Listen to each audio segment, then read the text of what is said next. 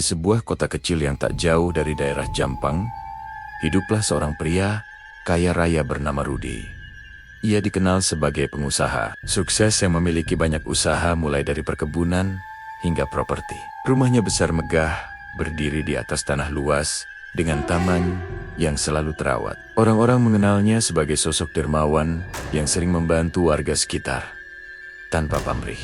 Rudy memiliki seorang istri yang sangat cantik bernama Fitri. Parasnya lembut, dengan senyum manis yang selalu membuat orang terpikat. Di mata orang lain, mereka terlihat seperti pasangan sempurna. Rudy mencintai Fitri sepenuh hati. Ia memberikan apapun yang diinginkan istrinya tanpa banyak bertanya. Perhiasan mahal, pakaian mewah, hingga mobil terbaru semua tersedia untuk Fitri. Namun di balik kemewahan, itu ada sesuatu yang perlahan tumbuh di hati Fitri. Bukan rasa syukur, melainkan keserakahan. Ia mulai merasa bahwa harta Rudy adalah haknya sepenuhnya. Ia tidak lagi melihat Rudy sebagai suami yang tulus mencintainya, melainkan sebagai jalan menuju kehidupan bebas tanpa batas. Suatu hari, Fitri bertemu dengan seorang pria bernama Arman. Arman adalah pria berwajah tampan dengan tutur kata manis. Ia bukan orang kaya, namun pandai merayu. Pertemuan mereka berawal dari sebuah acara bisnis yang dihadiri Rudy. Tanpa disadari, Rudy memperkenalkan istrinya kepada Arman yang ternyata memiliki niat tersembunyi. Sejak pertemuan itu, Fitri dan Arman mulai sering berkomunikasi secara diam-diam. Pesan-pesan singkat berubah menjadi pertemuan rahasia. Fitri merasa mendapatkan perhatian yang berbeda dari Arman. Sementara Arman melihat Fitri sebagai kesempatan emas untuk menguasai kekayaan Rudy. Hubungan terlarang itu semakin dalam. Fitri mulai berani berbohong kepada Rudy. Ia berpura-pura pergi ke salon atau menghadiri arisan. Padahal sebenarnya bertemu Arman di sebuah villa sewaan di pinggir kota. Di tempat itulah mereka menyusun rencana gelap. Arman membisikkan ide yang mengerikan. Ia mengatakan bahwa jika Rudy tidak ada, maka seluruh harta akan jatuh ke tangan Fitri. Awalnya Fitri terkejut dan takut, namun benih keserakahan yang telah lama tumbuh membuatnya perlahan menerima pikiran tersebut. Hatinya yang dulu lembut kini tertutup oleh ambisi. Malam demi malam mereka membicarakan cara untuk menyingkirkan Rudy tanpa menimbulkan kecurigaan. Hingga akhirnya mereka memutuskan untuk membuat kematian itu terlihat seperti kecelakaan alami. Pada suatu malam, hujan deras mengguyur kota. Petir menyambar menyinari langit yang gelap. Rudy pulang dalam keadaan lelah setelah perjalanan bisnis. Fitri menyambutnya dengan senyum hangat dan secangkir minuman hangat yang telah dicampur sesuatu oleh Arman sebelumnya. Rudy meminum tanpa curiga. Beberapa saat kemudian, ia merasa pusing dan tubuhnya melemah. Fitri berpura-pura panik saat Rudy terjatuh. Ia berteriak meminta tolong pada para pembantu.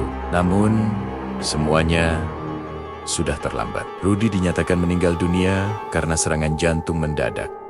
Pemakaman berlangsung khidmat. Banyak orang datang menangisi kepergian Rudy. Mereka mengenangnya sebagai pria baik hati. Fitri menangis di depan orang-orang, namun hatinya terasa kosong. Di sisi lain, Arman menunggu waktu yang tepat untuk menikmati hasil rencana mereka. Setelah masa berkabung selesai, Fitri mulai mengurus warisan. Semua aset atas nama Rudy, sebagian besar memang diwariskan kepada istrinya. Arman semakin sering datang ke rumah besar itu. Mereka merasa rencana berhasil sempurna. Namun, kejanggalan mulai terjadi. Pada malam pertama setelah Arman resmi tinggal di rumah itu, ia mendengar suara langkah kaki berat di lorong. Padahal semua lampu telah dimatikan dan para pembantu sudah tidur. Suara itu perlahan mendekat ke kamar mereka. Arman mencoba menenangkan diri, namun keringat dingin mengalir di dahinya. Pintu kamar terbuka perlahan dengan sendirinya. Angin dingin masuk, menyapu tirai. Di ujung lorong tampak bayangan pria berdiri tegak. Sosok itu mengenakan pakaian yang biasa dipakai Rudy. Fitri terbangun dan melihat bayangan itu. Ia menjerit histeris. Bayangan tersebut perlahan menghilang, namun suara berat terdengar jelas. "Kenapa kalian melakukan ini padaku sejak malam itu?" Teror tidak pernah berhenti. Setiap tengah malam, Terdengar suara ketukan di pintu kamar. Kadang terdengar suara Rudi memanggil nama Fitri dengan nada sedih.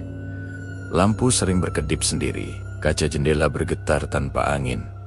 Arman yang awalnya berani mulai ketakutan. Ia mencoba berpikir logis, namun kejadian demi kejadian sulit dijelaskan. Suatu malam, ia melihat dengan jelas sosok Rudi berdiri di depan cermin kamar mandi. Wajahnya pucat dengan mata menatap tajam penuh kekecewaan. Arman berteriak dan berlari keluar rumah. Namun saat sampai di halaman, ia terjatuh seolah ada yang mendorongnya. Kakinya terkilir parah. Ia merasa ada tangan tak kasat mata yang mencengkeram pergelangannya. Fitri pun mengalami hal serupa. Ia sering bermimpi didatangi Rudi yang bertanya, mengapa cinta dan kepercayaan dibalas dengan pengkhianatan. Dalam mimpi itu, Rudi tidak marah, melainkan menatap dengan tatapan penuh luka. Justru tatapan itulah yang membuat Fitri merasa lebih tersiksa. Kesehatan mental mereka menurun drastis. Arman menjadi mudah marah dan sering berteriak sendiri. Fitri tidak bisa tidur tanpa lampu menyala. Rumah megah yang dulu terasa nyaman kini berubah menjadi tempat penuh ketakutan. Harta yang mereka perjuangkan justru menjadi sumber penderitaan. Setiap sudut rumah seakan menyimpan bayangan Rudi.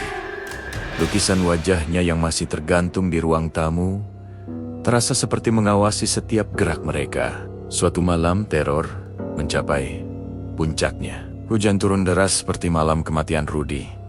Listrik tiba-tiba padam. Dalam gelap, Fitri dan Arman saling berpegangan ketakutan. Tiba-tiba terdengar suara langkah kaki berat mendekat. Suara itu berhenti tepat di depan mereka.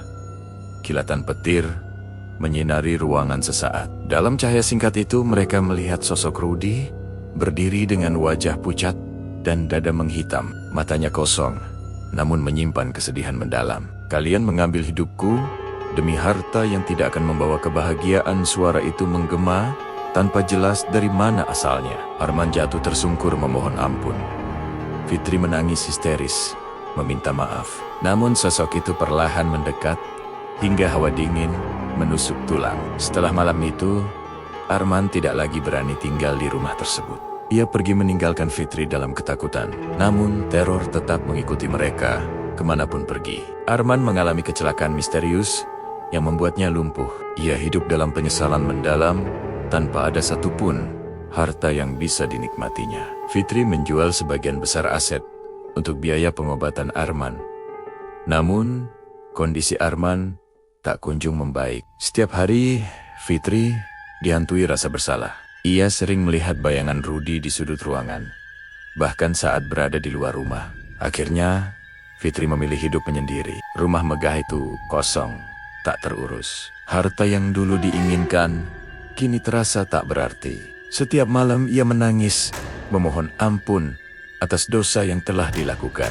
Ia menyadari bahwa keserakahan dan pengkhianatan telah menghancurkan segalanya. Cinta tulus Rudi dibalas dengan kejahatan, dan kini ia harus menanggung penyesalan seumur hidup. Harta bisa dibeli kembali, tetapi kepercayaan dan nyawa tidak akan pernah kembali. Pesan moral dari cerita ini adalah jangan pernah mengkhianati orang yang mencintai kita dengan tulus. Keserakahan hanya akan membawa kehancuran dan penderitaan. Apapun yang diperoleh dengan cara kotor tidak akan membawa kebahagiaan. Setiap perbuatan pasti ada balasannya, meski tidak langsung terlihat. Bagaimana menurut kalian?